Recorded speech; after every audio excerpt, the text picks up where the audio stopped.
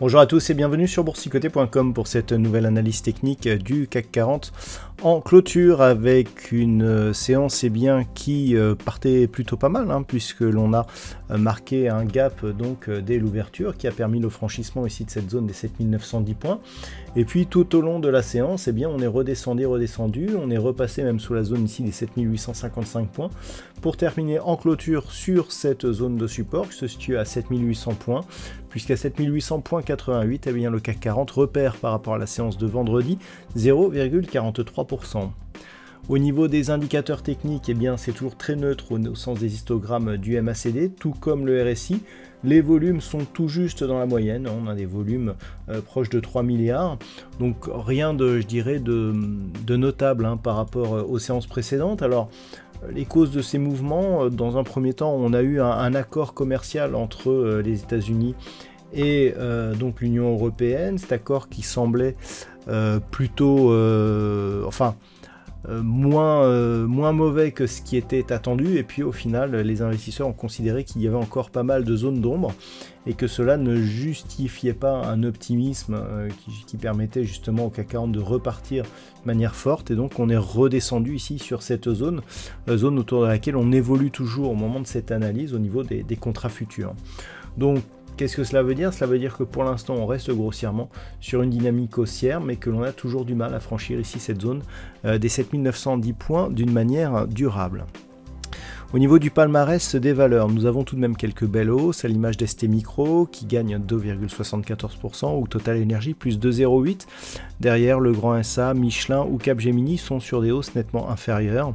Au niveau des plus fortes baisses, on notera Eurofins Scientifique donc qui perd 4,96%, Thales qui perd 4,33%, Pernod Ricard, Kering ou Stellantis font aussi partie des plus fortes baisses, mais avec des potentiels baissiers inférieurs. Donc, bon, ce que l'on rappellera, c'est que par 3 fois, on a eu du mal ici à franchir cette zone d'une manière durable. Donc on avait eu ici cette séance du 20 mai, on avait eu cette séance du 10 juillet, et puis aujourd'hui on a pensé franchir ici cette zone sur un gros gap haussier, et puis au final on l'a refranchi. On a été assez régulier dans le mouvement, puisque c'est tout au long de la journée que l'on a perdu ici du terrain pour venir se poser sur cette zone. Alors globalement, qu'est-ce que cela nous indique? On est toujours sur une évolution ici qui alterne les contacts bol supérieurs, comme c'est le cas d'ailleurs aujourd'hui, et la moyenne mobile 20 exponentielle. Malgré tout, on a ici des cours qui ont du mal à aller de l'avant, c'est-à-dire que depuis ce point haut ici du 10 juillet, on n'a pas eu de nouveau plus haut significatif. Il aurait fallu à minima dépasser la zone ici des 7940. Même si on semble se neutraliser, au niveau des points bas, ça semble toujours plutôt positif. Donc c'est ce que l'on s'accordera à observer donc prochainement. Et donc à ce titre, on aura un signal de retournement majeur sous la zone ici des 7725 points.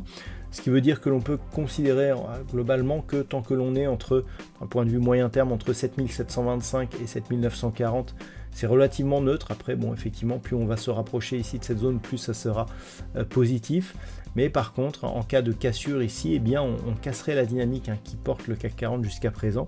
Et donc, on pourrait marquer une réaccélération baissière qui irait donc dans le sens ici d'une impulsion qui a marqué un rebond. On est presque venu ici au même niveau que le point haut que nous avions connu le 20 mai, mais sans pour autant l'atteindre. Et donc, si on casse ici cette zone d'un point de vue moyen-long terme, on pourra avoir de gros signaux baissiers.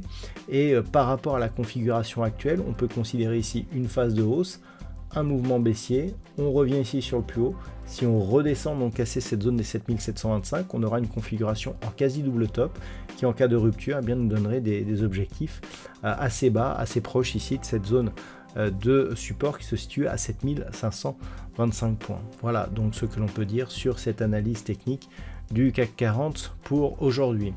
D'un point de vue statistique, nous sommes sur une configuration qui nous donne très peu d'occurrences, donc difficile de donner une statistique fiable sur cette configuration. Ceci est essentiellement lié à l'amplitude ici du gap que nous avons connu ce matin, et avec le retour ici rapide, la sortie de la bande de Bollinger, avec un signal donc fortement haussier qui est tout de suite invalidé.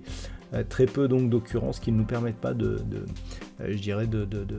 d'utiliser d'exploiter cette statistique. Voilà donc pour aujourd'hui, je vous souhaite de passer une bonne soirée. On se retrouve dès demain pour d'autres analyses techniques, toujours sur le site boursicoté.com.